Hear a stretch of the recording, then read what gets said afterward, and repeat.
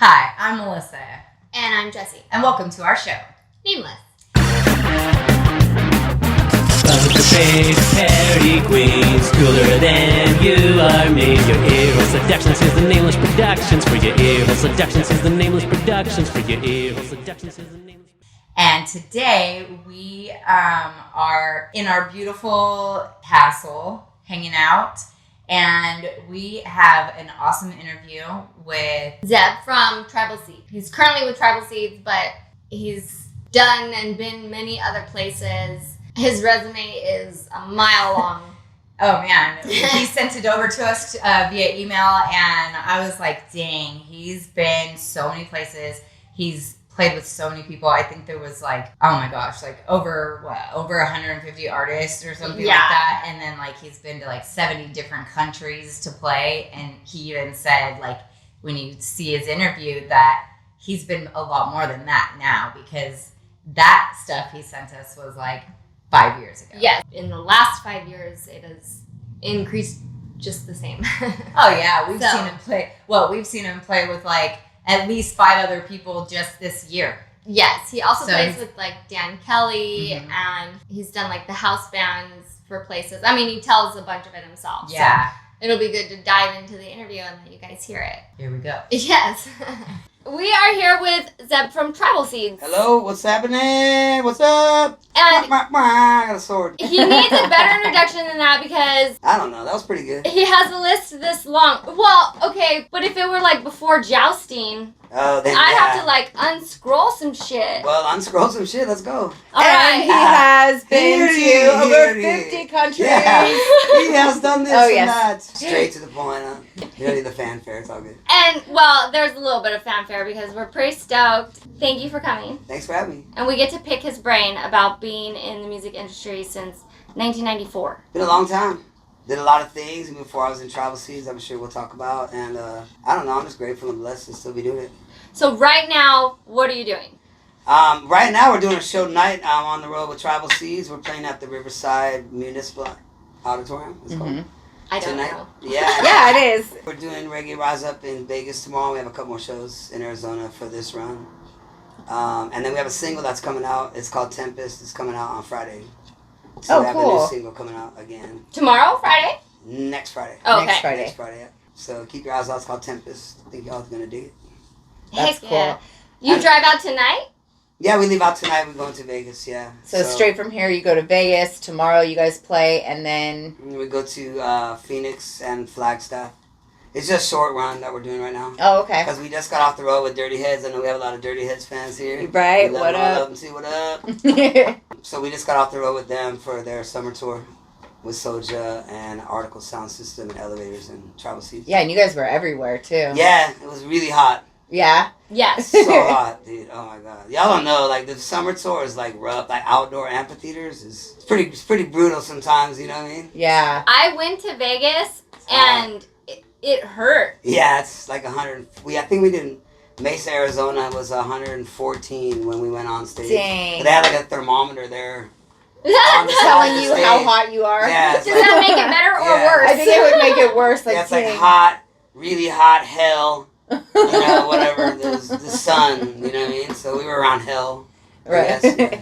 Dang. And you can't do misters or anything because you have all your instruments. I mean, you could, but we don't really have that. I don't know. I guess you could. It'd be kind of cool to set that up over the drums.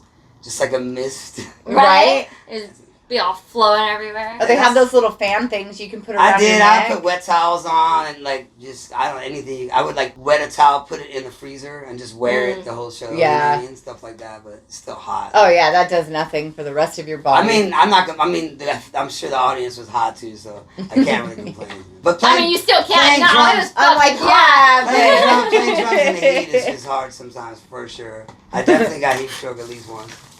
I would say. Is it as equally hard in the cold? Kind of, yeah. When you play like in the snow, Like like I've done holding stuff them? at like the X Games in Aspen and stuff, and it's you're so in the cool. snow, like yeah, your hands are all gnarled up because it's cold and you're trying to play a drum, any instrument really. You Yeah. kind of need to have like dexterity. You know what I'm saying? So yeah, whether you're hot, it's probably harder to play when it's cold. I would think. outside. Yeah. Because you just start getting all stiff and shaky. You learn the breathing technique that Jared does. Oh yeah, well Jared does ice baths every morning, like full freezing cold. Like he's a monster. He goes and then he jumped into the Lake Tahoe. It was like free. It's pretty cold. He just like jumped in the morning, just like Yeah, that is goes cool. hard, man.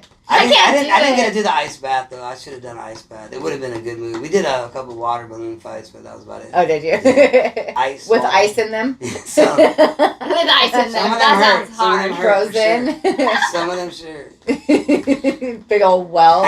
It was fun. That was cool. That was a great tour, man. We were stoked to be with those guys. And then we would do like jam sessions. Bird from Soja has like this little drum kit. It's like a trash can. It's like an actual trash can. But it's like modified to be like a little drum set. So all the stuff's in it. There's little toms, there's a snare. Oh, how cool. There, you know what I mean? So he'll set it up and we do backstage after the show jam sessions. That's how fun. And Dirty Heads guys will come and Tribal Seeds guys and whoever's the elevators and we just all jam. Yeah, it's fun. Yeah. Those kind of things are my favorite. Yeah. Yeah, like stuff the audience doesn't even get to see. The after. Us like, hey dude, you want to do it tonight? I'll be like, yeah, so we call it Bird's Midnight Trash Can Jam. It's like, is it on tonight? Is it on? It's on. You know what I mean? It's like, all right, it's on. You know? That's cool. That keeps it fun. But that's how like a lot of songs happen and then get started too. Like, artists will be like, hey, remember we were jamming with so-and-so, man. Remember that? What do you, maybe we should, hey, let's do a collab. Or, like that's how things happen too, Yeah. Just from jam sessions. You might get some next single of Yeah. Soja and Dirty Heads together or whatever, you know what I'm saying? Whatever bands, Yeah, for sure. Yeah. Well, and it's fun coming from you to hear it because you've played with so many bands and so many people. Yeah. I have done a lot. Before I was in Tribal Seeds, I did mostly a lot of Jamaican reggae artists. Barrington Levy, Gregory Isaac, Sean Paul, Shaggy, all of them. So I was a backing drummer for years, for like a long time. Like not just in America, but we just toured internationally with just different. I would go from one artist to the next artist, and Yeah, I was reading your bio, and it was like you've been over 60 countries. Yeah, at least probably more now. Probably more now. Yeah.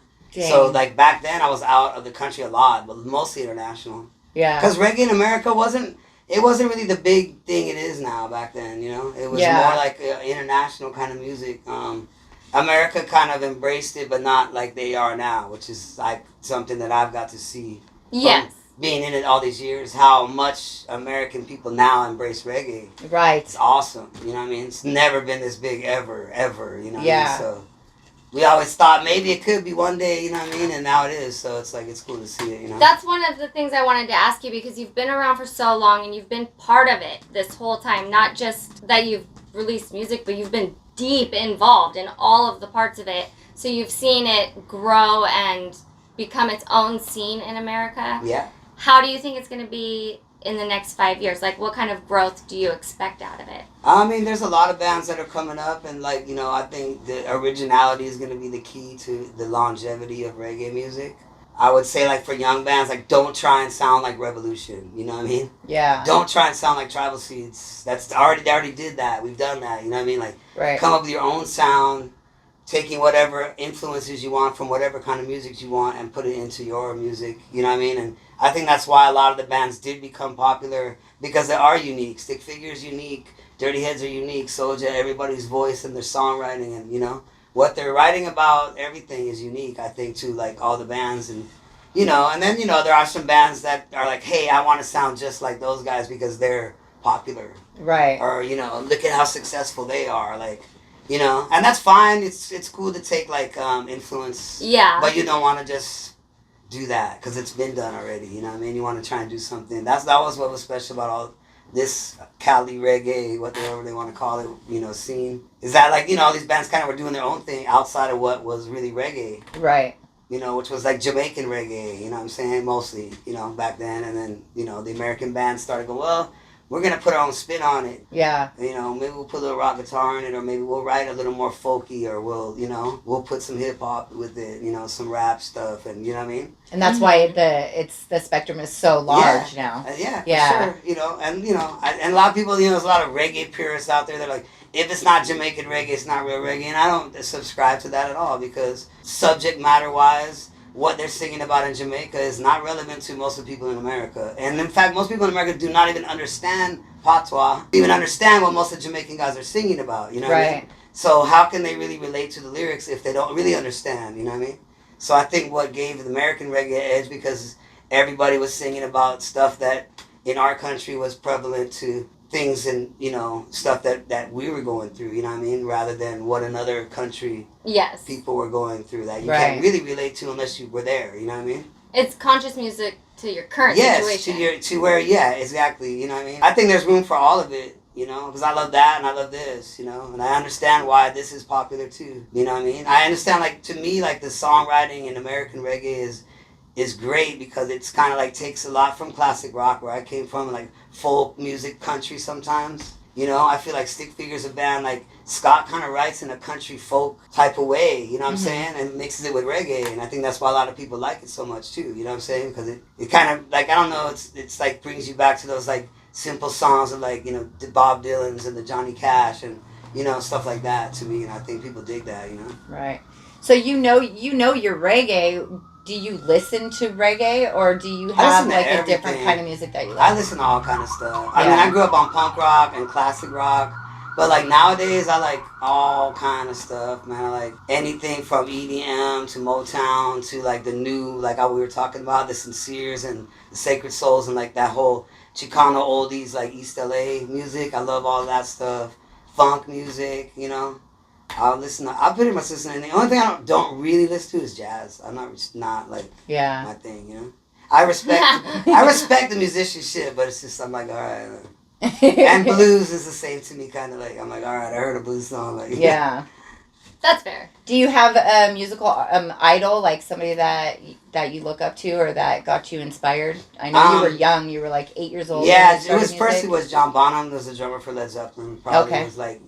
And Keith Moon from The Who were like when I was a kid, like Neil Peart from Rush. These guys were like bigger than life to me, you know what I mean? And my mom got me a drum set when I was like 9 or whatever for Christmas with the bow on it, like, you know? Yeah. You come out, there's like a drum set, like a red sparkle. That's cool. And I just sat in my room and I just played. I didn't, you know, a lot of these guys now in the scene, they went to school. And I didn't go to school for music at all. I took drum lessons for like 3 years when I was like 9 years old. That was it. Oh, okay. And then I just sat in my room and played the records like all day. I think I was 8. I played guitar first because everybody in my family played guitar. So I played guitar for a while. But I was like a really young kid. Like I wanted to play like heavy metal. Yeah. Shit.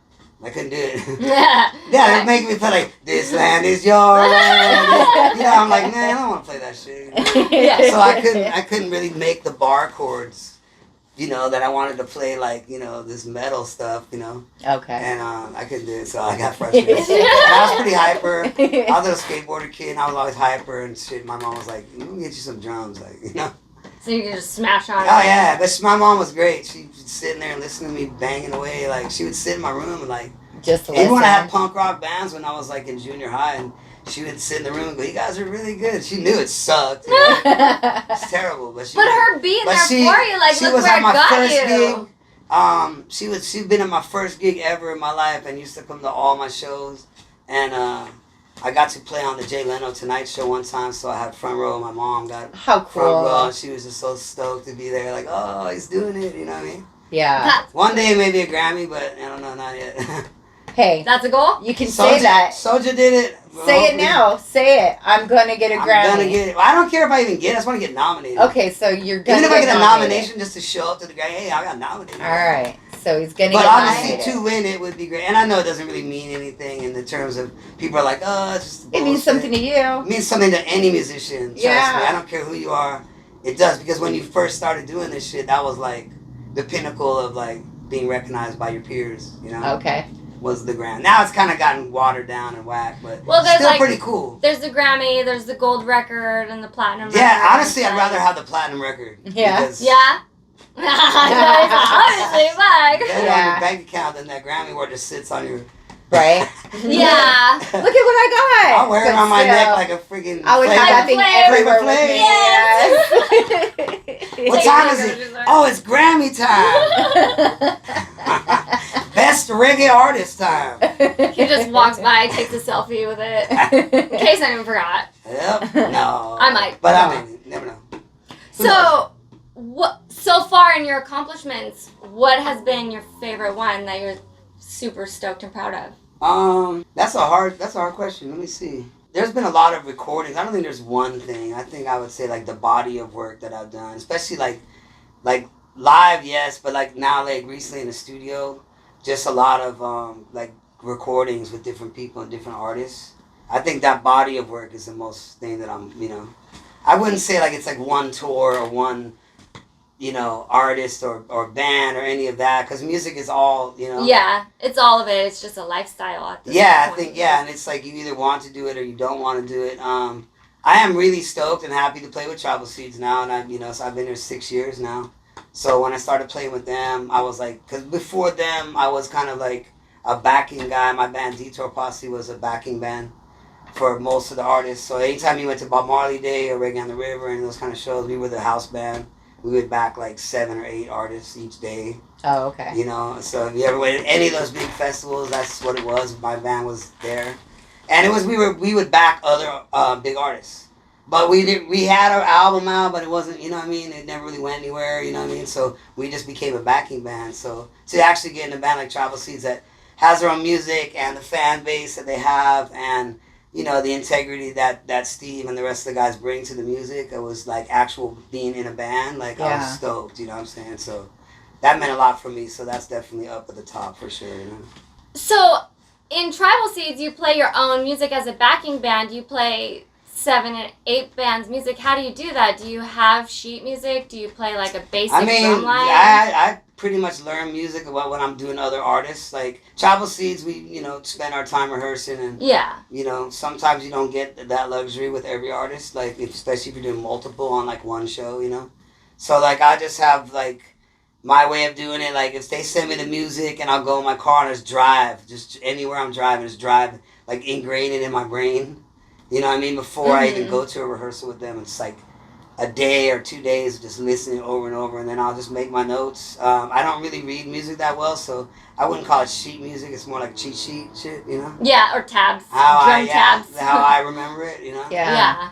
And I try and make detailed notes until I know the stuff by heart. But, you have to, like, separate each band from the next band, and once you're done with one, you're like, all right, I can forget that. Toss it. Now I gotta think about this next artist. That's me with episodes. I'm like, hold on, I have to turn it off. Yeah, you're in the moment for that artist or whatever episode. Yeah. And then you gotta shut up and go next episode. Okay, it's totally different. I gotta. Oh yeah, new artists, like forget about interviews, what you just everything. did. She's like, oh crap, especially if we have like 2 or 3 interviews like lined up. We've got them recorded, but we're still recording the whole episode to go with it. Right. She's like, wait. Imagine when you get to the 5th band and your brain is like, fuck. Well, sometimes your brain's like, damn, there's a lot of shit in here, dude. Like, you're just trying to like, how did that ending go? Like, where's the bridge? Like, you know what I mean? Yeah. You kind of get those panic moments sometimes. Yeah. But I like the challenge of it. I always did. Like, I like to be challenged with music. I don't want to be too safe with it, Yeah. Are you ever nervous when you go out on stage? I mean, sometimes, I guess, yeah. Like, I think if you're doing new shit that you just, like, rehearsed, like, the day before or whatever, and, like, you're not totally comfortable, like, oh, we're just going to try it and see how it goes. Yeah. That's when you kind of get a little nervous, or sometimes you're having sound issues, like, sound check didn't go that great. You're like, then I get a little, Yeah. I think mostly it's adrenaline more than nerves, maybe. Yeah. You're just, like, Pumped the biggest show I ever did was with Barrington Levy in Japan. It was this festival. It was 80,000 people. Dang. In Yokohama Stadium. So it's basically like playing the Super Bowl.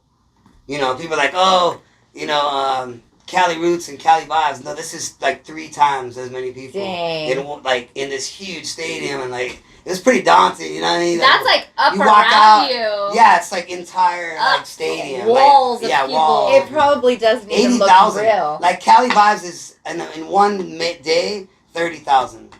So it's more than double that, and that was a shit ton of people there. You're just looking out from the stage, and you're like, this. Oh yeah, it was I don't think it would look like a picture. Like, yeah, it's pretty surreal, and then you start to get a little nervous, like, damn, dude, there's a lot of fucking people here. You know what I mean? Like, so do you have like 20,000 now, 80,000? That's a lot of people. Yeah. Do you have any rituals that you do before you go on stage? Like, nah, I kind of I mean, I smoke weed, shit, but I that would be my version. I kind of like I distance myself from everybody for like at least 15, 20 minutes or whatever before we start. Just stay and like be in my zone of, you know, don't talk to nobody or, you know. Yeah. A lot of the guys like party and shit and they're like, oh shit, we gotta go on stage. Like, you know. Yeah. No, I'm like, yeah, the guy you in the need your corner, focus like, for a minute. yeah, like just kind of meditate and, you know what I mean? Find your vibe. Stretch. Yeah, kind of, I don't know. It's like I gotta clear my head, sort of. Yeah. And then once you go out there, you know, it all the nerve, whatever, goes away, and then it's just, you're in the moment, you're like, all right, it's on. Just do this. This is what we do, you know? Yeah. Yeah. If we have sound problems, is a lot. That's usually the issue for a lot of musicians, whether or not you had a good or a bad show. Yeah, 'cause there were a few moments at Bayfest where it was like, oh dang, they're bummed. It happens. Yeah, you know? especially a festival. Sound there was a little festival bad. that's new. That was the first time at that venue, and you know, like they're gonna go through some growing pain, and that's not their fault, whatever. Sometimes it could just be radio frequency in your in-ears, and you know, just because now everybody's on in-ear monitors, so now you're using antennas, and you have to be on a different rate frequency than the other band and whatever else is going on, and the house guys, and you know, sometimes they get cross, and then your ears is just. You know? Dang, I didn't realize just that one little step of it was so complicated. It is. There's a lot. Yeah, it's a lot going on. If I've you go, seen videos if you go of you side guys stage for like a big festival, like measure. everybody has their own board. Everybody has their own in-ear wireless antennas and shit. You know, there's just a lot going on. You know what I mean? So yeah, it's big productions. You know, but this isn't like our scene is not even close to like the rock scene. Like. If you have back in the day, you see like Pink Floyd, people like that. You should see what their shit was like. Incredible, like that's kind of what I want for reggae to be that level. Yeah. Make that enough money where you can put on that Pink Floyd kind of show where it's like the visuals are like insane. You know what I'm saying? Dirty Heads are doing good with what they're doing right now. Their latest show with all the LED walls and the screens and shit. That's the start of it. You know? Yeah. I like how they have them elevated too. All of that. They're kind of at the forefront of doing that right now. You know what I'm saying? So I love that, and their show is great. So like watching that, I could see like this is what it needs, and then you add the other shit and like. I want it to be like Pink Floyd shit. You know? Yeah, I think I was kind of talking about that earlier with Jessie, like the difference between the monetary stuff. It's like Pink Floyd, theirs is like crazy. It's like none of us have that budget. Right. None of us have the that budget that you guys have in the reggae scene is much different than in the rock. Yeah, I mean, Pink Floyd is a band that would sell out 100,000 seater. You know what I'm saying? Yeah. Like, so they're just making tons of millions of dollars every show. You know. Yeah. They can afford to have all that. But I mean, we're all kind of starting to do it on whatever scale we can all do it on. Yeah. But that's been the idea of it, of the visual with the music. Not just the band, you know? Yeah. It's like, put the visuals with it. Doing something up on stage. Yeah. And people, the fans they love it too, stuff. And it adds a lot to the show, you know what I'm saying? And they remember it. We talked about the lights that too. And the lasers and the video walls and remember all that. Remember the one show we went and they had the lights, the lasers, the videos? Yeah. I love lasers. We had lasers on one... I think last year we did a little run and we had like 4. We only had 4 lasers, but that shit was badass, man. Yeah. I was like, dude, I want this every night. That's cool though, because a lot of us have been to a lot of Tribal Seeds shows as well. Like, I mean, I could probably say 15, maybe more. Yeah. And so, you know, you see bands more often. They kind of run together. You're like, okay, these shows are the same. So when you guys throw something like that, out we did some other like, out of the box. We did some out of the box shit one time at One Love. We brought a whole string quartet that we used on our 2020 Sessions album. So they came and played live with us. That's cool. So like shit like that was cool. Like, hey, damn. We were like, damn, y'all got a quartet? Yeah. Shit. And nobody will ever forget that. Yeah, it was like something that you guys special, were up there doing that. Yeah. Yeah. It's hard to, keep doing that all the time. And also you don't want to burn it out, so. Yeah. But it was cool for that time because it was like, whoa. Like, people have sometimes seen like a violin. Yeah. One violin. But to have a quartet and like Eric Hirschhorn was conducting them. And, you know what I'm saying? Like, it was kind of cool. That's I really like that, yeah. Sounded dope to me too. It's very theatrical, That I like that. You can go extreme with it. I mean, that's one of the more extreme ones where you bring in a whole quartet. Or like Dirty Heads just adding the bubbles. Yeah, the bubbles are dope. And everybody. Yeah, see, okay, the bubbles, perfect example. That's great, and it probably didn't cost that much money. No. But what a cool idea with smoking them and shit. That shit was badass. Yeah. You know what I mean? I love that. Yeah. That was cool. That's what I'm saying. So we can work with what we can work with within our budgets and do cool shit like that. Yeah. Dirty Heads being a good example of that. Yeah. And then like what you can travel with. And Yeah, what you have, like, obviously it all comes down to budget and money, you know, and all that. But I think it's cool that it's starting to go there. Yeah. You know what I'm saying? So you have high hopes for the scene then. Like. Yeah, I do. If it keeps going the trajectory that we're on, and Soulja just winning the Grammy and all that, like, it's you know, it's a good time for this scene, this music, you know. Yeah. You started to say something earlier, and I interrupted you because I wanted you to say it on camera. But you were talking about how people are bringing their kids along. Like, and it's great because, like, I think this scene is cool because people are like, they're exposing their kids to reggae, like, and when they're young, like your guys' kids, right? Yeah. You guys said they listen to reggae too, and you know, I see all these like babies with Tribal Seeds stuff on and stuff. You know what I mean? It's dope, you know. So I think that's the thing that'll make it last. Like, if you get the kids involved, it's not just your parents' music, you know what I'm saying? Like, it's like family music. I love it. But I'm a musician too, and like, you know, I grew up, you know, my parents listened to all that stuff too. But that, to me, that era of music was the best. 70s was the best era for music ever. Oh yeah, I love that music too. 70s, like, come on. In every way. You had like Marvin Gaye and Stevie Wonder and all that shit too. Then you had like all this dope P-Funk stuff. And then classic rock was like king, you know, and then you had like the folk scene, like all of it was going Sometimes on. it confuses me that they disco all were wasn't my same favorite time. era of that 70s, but Yeah. they went disco and then new wave, and I was like, oh, what's going on? But the 80s to me was great because that's when I was growing up and I got into punk rock, you know. Yeah. So the 80s punk rock was the best era for punk rock for sure. So I got to see all those bands play. That's what got me into reggae was by like Bad Brains, you know, bands like that, you know, that did punk rock, but also would throw a little reggae in there and stuff. Yeah. First time I probably heard reggae was Bad Brains. That's cool. Yeah. And a lot of us started in the punk rock scene kind of era. Kyle and Rymo and Miles and those guys for sure. And a lot of the musicians that I know that are in reggae, like reggae now, like started off in punk rock. Like that was our first, like, you know. And then it was kind of a gradual. I think a lot of it was because of the message. The punk rock we listened to was very political and very like socio-political. And like reggae to me back then was too, you know what I'm saying? It was like, so a lot of the punk rockers started listening. That's why Bob Marley did that song Punky Reggae Party. It's exactly what it was about.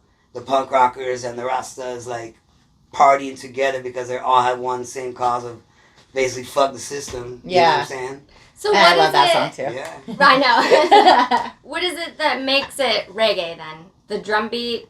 I mean, typically people would say it's the skank, so it's the chop. We call it check. Right, that's gonna be what people go, oh, that's reggae. To me, it's all of it. It's the bass line, it's the drums, it's that. You know what I'm saying? Because a lot of people had put that in their songs, like Hotel California by the Eagles, for instance. Yeah. Kind of has that vibe. It's not, you can't really call it a reggae song. Yeah. Because the bass line and the drums isn't really reggae, you know what I'm saying? So I think it's all of it together. If you put it all together as a whole is what makes it like a reggae song compared to like a rock song or a pop song or whatever, you know. Just the overall vibe. Yeah, I don't think you can just throw a check in there and it's necessarily reggae if everything else is doing something else, you know. Yes. Okay. That's something people ask that it's gotta one be a a lot, vibe. Reggae was a vibe together. Most of the guys that created it were all in one room together, recording all at the same time. You know what I mean? Yeah. And it was just a vibe. And even though they made some mistakes and stuff, they would leave it in the records. Just because the vibe was there. Like, no, man, it's cool. Like, yeah. You know, I like that leave too, it, yes. man. Yeah, like a lot of the old Jamaican records, you'll hear mistakes. You know, I know because we had to play with these artists and learn their music. And we're learning and we're like, hey, did that guitar player mean to go to the bridge right there? Or yeah, because you look that at guy the went, but lyrics. that guy didn't go. But like, you know, you never noticed it until you really sat down to pick it out because it was just a vibe. You're like, damn, that groove, the groove is so heavy and dope, you know what I'm saying? You didn't really pay attention to all the little, oh, maybe that guy, somebody messed up, you know? Yeah. So. Okay, I have one question that I have to ask. If you could be any animal, what animal would you be? I'd like to say a dog just because I love dogs so much. But they don't really live that long, so I'm going to go tortoise. A tortoise. Ooh. They live to be like 300. So you want to live forever? Not forever, but 300 is a good amount of time. Dang, they have freaking powerful jaws. They can chomp through like... No, I don't want to get bit by anything. I don't like to Me neither. Yeah, no biting. That's fair. Tortoise is a good one. They're also like a symbol Yeah, of and wisdom. then you can like go in your shell, like fuck everybody, just like tuck in. you tuck in your shell, nobody mess with you. You know what I mean? You're like protected. Oh, that goes along with Seems pretty cool. Your before show ritual. Be by yourself and tuck in. Yeah. But I mean, but then you could go party. Like, Yeah. hey, partying. But then, nah, I'm not partying anymore. And then, partying. For a long time. And, I mean, you do have, like, a just forever long career that just keeps on going and growing, too. Man, so. I hope it keeps on going, man. I hope you guys keep on going, too, because you guys are doing great things. Well, thank you. Yeah. All the stuff you guys are doing is awesome. This is awesome. I've listened to your guys' music for a very long time, and for us to have this opportunity to sit down with you and pick your brain and hear all these stories, it's freaking Thank cool. You. I'm glad you guys invited me. Thank you. It really is. It's like she said, we've seen you, I mean, at least 6 times this year. Yeah. This year. I gotta get you guys T-shirts for sure. It's not all. And they gave me this cool sword too, by the way. That's why I'm holding it. I think it's pretty cool. We like to give people weapons. I know, this is dope. I feel like I'm gonna get everybody to sign this. And Do it. Put it in my house. I have a lot of art in my house. Oh, cool. Me and my fiance. So like I always have weird stuff that I get on tours and stuff. Just cool weird shit. So that'd be cool. You guys have to sign it too. We will. Yeah. So you said you have a fiance. How do you like juggle having a fiance and being gone? She's so really much? supportive, and then she comes sometimes and fly out and meet me. She's coming tonight. Oh, cool. And then she's gonna come with us on the bus to Vegas. Oh, cool. And then fly home. Oh, that's so fun. we set it up that where I'm not gone the entire time. We get to see each other, Yeah. If you don't do that, it's really could ruin your relationship for sure. Yeah. Like if you're just like, okay, I'm gone for 2 months and then I'll come back and I'm gone again for 3 weeks and Yeah. Yeah. It could and you really both kind of have your own lives. Yeah, you have to make time, and then if you have days off, you fly home or she can fly out. And we see each other, you know what I mean? We had a couple of girls on our Dirty Sisters page ask some questions. So, what was the one that Lindsay Gunther would like to know. About melodica, probably. Yes. Well, she said that's awesome. Yes.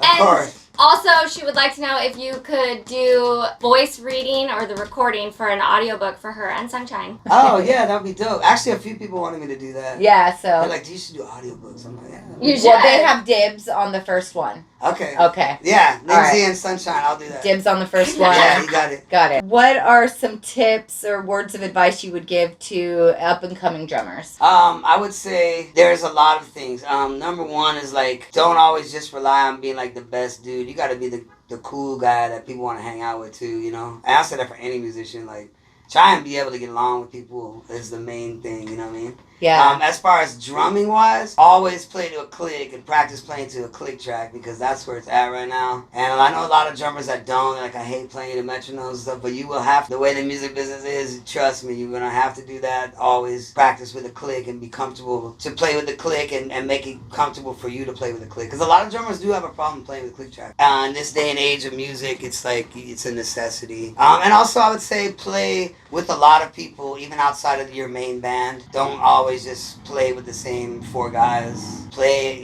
do studio work sessions and jam with other people, and because that's what makes you really good, you know what I mean? Right. Is to keep, even though, yes, you have your main band, that's your band, that's fine, but, just in general, and then play different kinds of music. Mm-hmm. Even though you might have a reggae band and you're a reggae, I play reggae, you know what I mean? Don't only play reggae, play other shit, and you can bring it back to the reggae and try and implement. I do a lot of that stuff in my drumming. I'll take from other types of music, or I'll see licks that, like, other guys will do, rock drummers, or like a funk drummer or something, and I'll try and blend it into the reggae, you know what I'm saying, and make it my own type of, expression, I guess is a good word for it, probably. I know Lindsay was going to ask about a melodica. I talked some shit on a melodica on Facebook one time. I was like, it's really kind of annoying. I do that shit just to stir people up.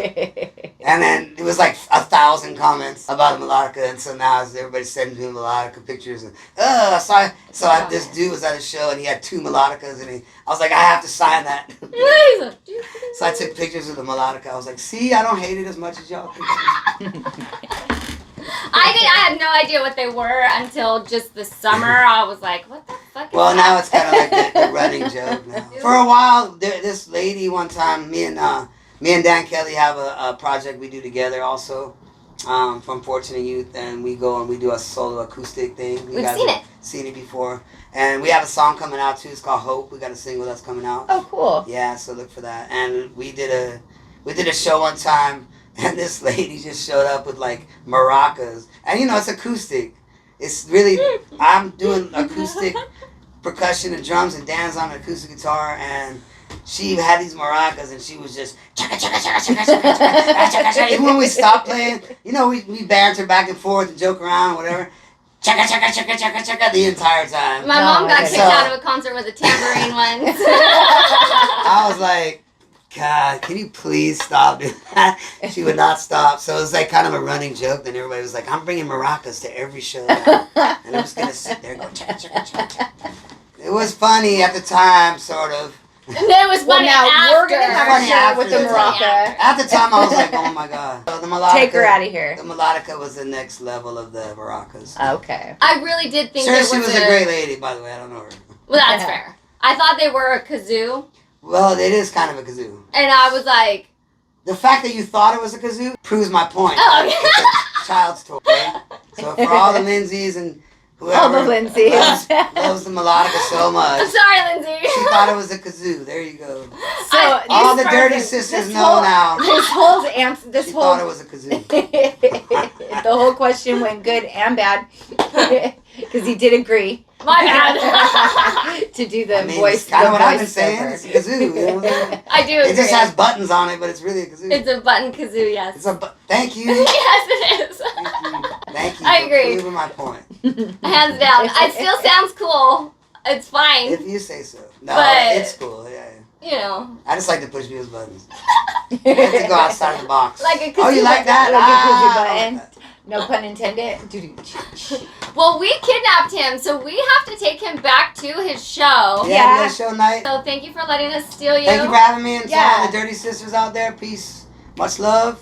We all love the Dirty Heads too. Bo, Dirty Jared, the whole crew. Bo. Hell yeah. Hopefully one day we'll do a song together. That'd be great. Yes, please do. Do it. Yeah. Please do. I'm all for it. It was really cool getting to hang out with Zeb. It was one of those moments where we both kind of were sitting in our studio and we had him there, and he was such a cool guy, and it just felt like hanging out with a friend that both of us at different times were like, oh wow. Yeah. But before that, it was even cool because so earlier in the day, they hit us up and they were like, hey, do you think you can follow us over somewhere and give us a ride back over to the studio? And it was so cool, like just giving them a ride, like helping them out a little bit. Like just, I was like, all right, I'm your Uber. Like, Yes, the whole day, it started where I was going to meet Melissa at the studio. We were going to go over to where they were doing the show because it is very near the studio. We were going to interview them and then go on our way or do whatever. right. Melissa hit them up to try and work out a time, and they had their cars and they wanted to store their cars somewhere, and so they were like, hey, since we're all going to be together anyways, will you follow us there and then just give us a ride back and then we'll do the shit. Yeah, it was fun. It was cool hanging out, like just like as friends. And I think that's one of the reasons the interview was so easy too. Yeah. Is because we hung out before for a little bit. We got to know each other, like kind of. You get to know somebody right away, like what their demeanor is, like what kind of questions you're going to be able to ask them. Yes. What your friendship is going to be like. He was so easy to talk to. Yes. And just ask all the questions because, dang, he's been around a long time. All of his answers were really insightful and, I don't know, kind of helpful. Yeah. It's not about, like, how big the work you're doing is. It's about doing the work continuously and never quitting and just doing it. If that's what you want to do, then you make sure that you do it. Yeah. You make sure you're doing it all the time. If you can do that, go do that then. Yeah. That seems to be his work ethic. Big picture is this. You can do whatever you want to do. You literally can, as long as you work for it. Like, the sky is really the limit. Like, if you really push to do whatever you want. Like every time we interview somebody, I feel like it's a next level. Like, we really want to do things and do better for the world and help people. And That's what it is. It's every time we get to talk to somebody, we get to bring them on to, hey, do you want to help us do a bunch of nice, wonderful shit? Yeah.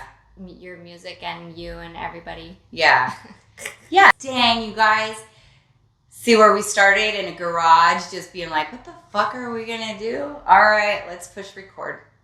That's how I feel today. Well, Jessie is not feeling well. She's had a very, very hard life, but also month, and today has been extremely difficult. I feel like my life has not been that hard. Well, I just because when I think about other people, yeah, they have I don't want theirs at all. Right. No, I'm fine with my story. But today was a hard one, so it's nice to go back and like revisit the whole interview with Zeb because it's more about motivation and just keeping going. And yeah, shit'll bring you down. Yeah. That's okay. Keep going. You know, that's not what you're here for, is to be down about it. But dang, today it was a physical blow, an emotional blow, a family blow, a personal blow. Fucking blow me, right? Jessie wasn't doing any blowing. No blowing. But yeah, we had some family stuff that, you know, I'm not at liberty to share, and I'm fucking bummed about it. And then I thought I had a date, and I don't. And I can't walk. I almost got stuck at my kid's school, and I had to send my kids to go get my cane. And that happened today. I broke a pipe today. And also, a really big thing that we've been waiting for has been canceled again. And I know that that's not supposed to get me down because our business stuff is just business stuff. But it does get me down because we are waiting. And I fucking hate waiting. Yeah. And you guys should know that I am the most impatient person. And I have to wait so that I can do something properly for our next business move. And so we're waiting so that we can get the proper information to do it the right way. Yeah. But this meeting keeps getting changed, and I'm like, huh. And so all of this news came to me within like a 45-minute span. And I've just been kind of dealing with all of it since then. And also being a mom, I have 2 kids here that are spying on me right fucking now. I was having fun playing with the kids today. Speaking of kids, I went to Disneyland on Wednesday to celebrate my grandson's first birthday. My husband and I, we were able to get him his little first Disneyland hat, you know, the Mickey Mouse ears where his name's on the back. Yeah.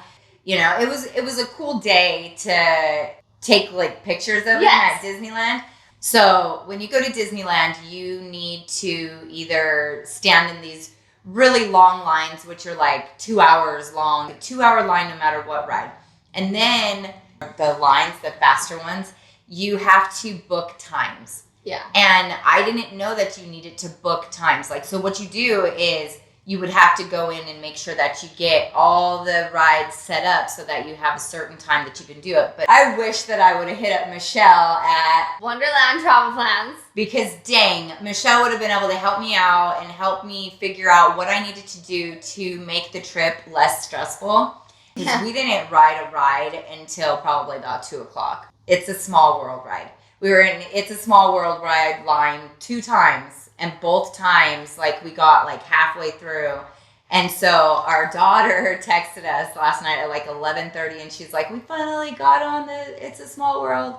I'm like, you guys are still there? So, yeah, she must be, like, really, really loves Disneyland because... Or she got her money's worth for sure. I mean, that's one of the things. It's really expensive, too. So Michelle can definitely probably hook you up on some good deals and maybe some packages and help you figure out what your plan for Disneyland is so that it's not stressful when you get there with your family. Yeah. Got it. So we haven't said so in a long time. Remember we used to say that all the time, so. Yes. Sometimes it makes me sad to, like, go back and watch and see the things that I stopped doing. Like, I try not to share fun facts anymore.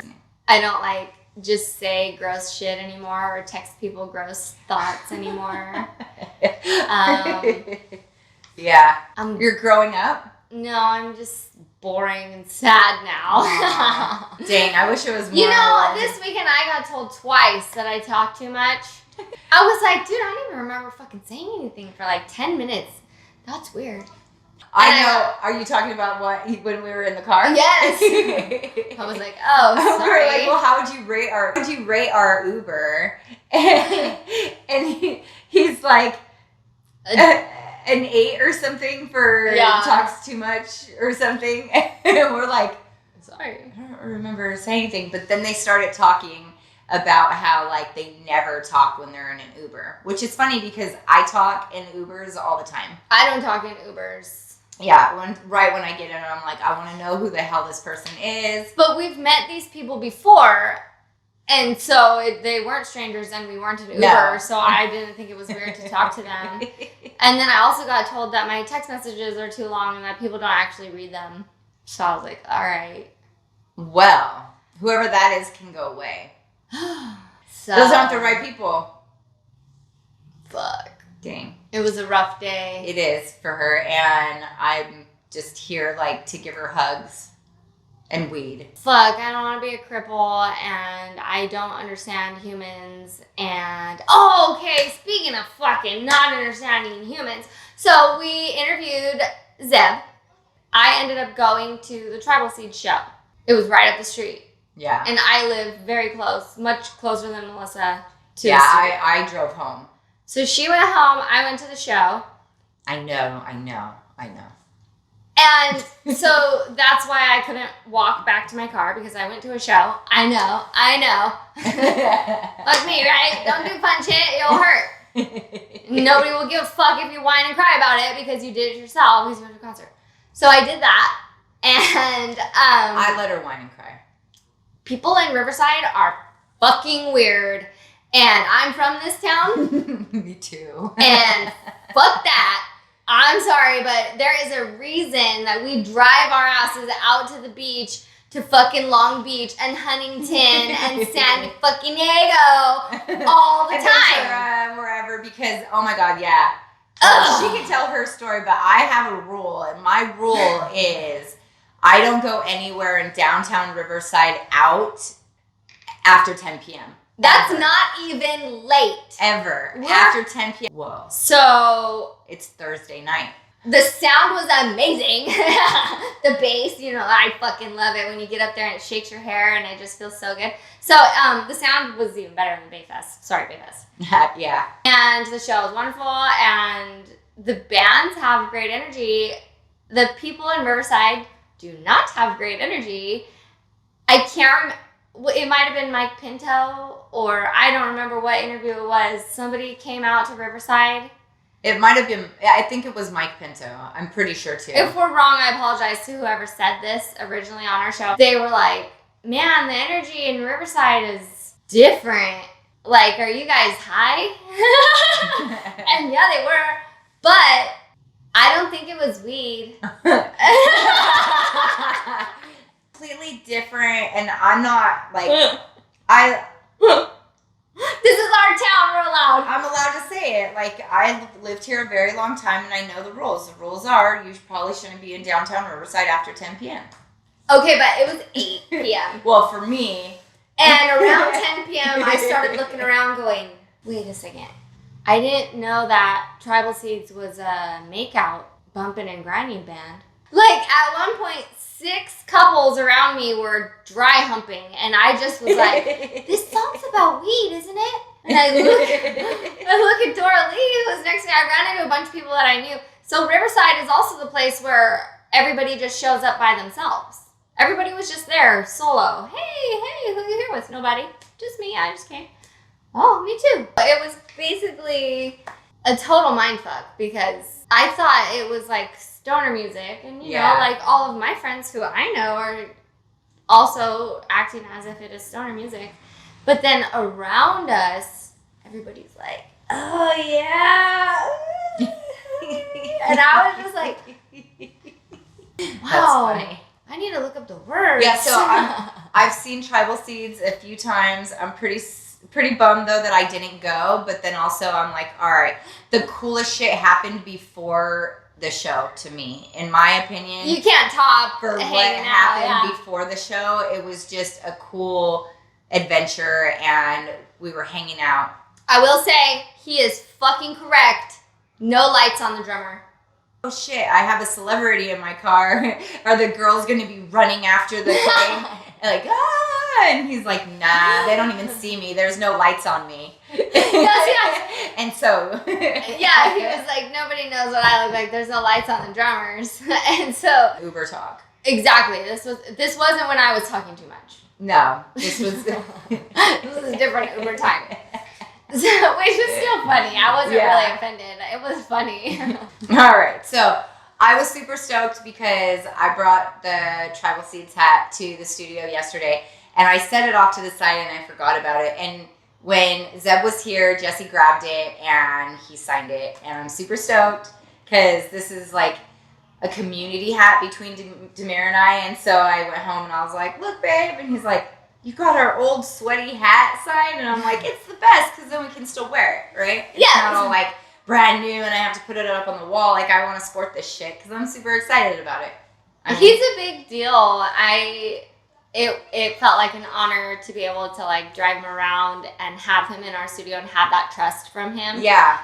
It felt very nice. Yeah. So Jessie, also we give swords out to our guests. And Jessie's dad makes swords. And canes. And canes. Jessie gave him one of the swords that we have.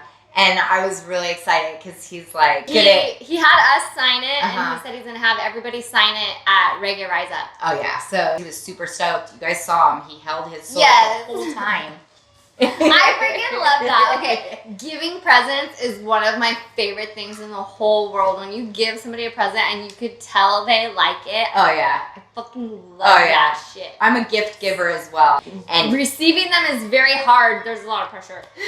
Giving Girl, them. Why did you give that to me? I don't know what I'm supposed to do or say. You're all unwrapping it. Oh. Thank you. No, if it was a sword, you'd be all, whoa. Oh, yes. Like he was. Yes. Because everybody loves a good sword. Yes. And it was a freaking cool sword. So we will have updates on the sword, hopefully, because that would be fun. Another update. Oh. Bung holes. Bung holes. So we have to talk about butthole sunning again. Yeah, because, okay, so a lot of people listened to our episode and there were questions. People literally had questions. So and some of the questions are the same as the ones that I had. Yeah. People agreed with me. And so I was like, see, I fucking told you. See, validated. Okay, if you look up on Google, go Google it right now.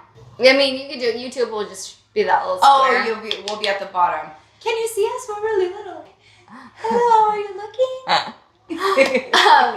So if you Google, I guess, butthole sunning or butthole charging, it's called charging because the sun is supposed to charge you up, like Wally. Well, you know, like all the cool. Yeah, like Wally. The little noise, and he has his little solar panel, and it's your butt. Yeah. So your solar panel is your butthole, and that is what recharges you. So according to some internet sites, yes, and beliefs. Yeah. Continue. I forgot. So if you Google it, it shows you a very specific position, and it's naked people because you have to be naked to show your butt. So I guess if you want to see naked people too, you could go look at that on Google. As well. Adult only. It doesn't show you butts. It shows you people laying on the ground in the nude in dead cockroach position. Is that like fucking grabbing their ankles? You have to like that. Both of them. Yep. But both of them, yeah. I'm not doing both of them. Just up in the air. And I'm looking at this, telling Melissa and Josta, that seems wildly unnecessary. I am sorry, but like, there are already nude yoga classes where a bit of downward dog, not butts up in the air, you know? I know, I was like, maybe a downward dog. Maybe that would be an easier one. Or is there one where you like put my hands like this and just do that? And just bend over. Then you like that way. Yes, and so Krista, Well, I she was like, holy hell, would your arms get tired? And I was like, yes, exactly. Yeah. How are you going to get charged up if all the blood is draining out of your extremities just so that your butt can get a little bit of some infinity? All your blood's all in your fucking body. There's infinity other positions you could do. Even just sitting on the edge of a chair. And so she was like, no, I don't think this one will work. Yeah, you can't. If you just freaking I guess if you just like sit like a dude and just have your junk all out, like lean a little bit. But you want to get your butthole is what I'm saying. Like I feel like it would. I don't know. I have a huge ass too. I feel like it would. Jessie is going to have to make sure the next time she's home alone, she goes in the backyard and tests this. I live on a hiking trail. People can see me. No. I was just like, Hey, also, there were a lot of people who say they know how to do it already. So yes. Bravo.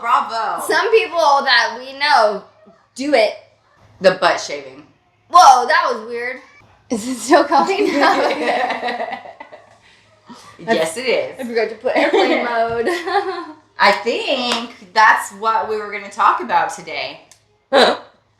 We have really cool stuff coming up. We have other things that we've been working on. We're waiting on help on something, and we all know I struggle accepting help. Well, and so to have to like wait and be so patient, and like Melissa already told me I'm not allowed to talk to anybody. She no, was like, I do all the business stuff. I handle all the talking to people.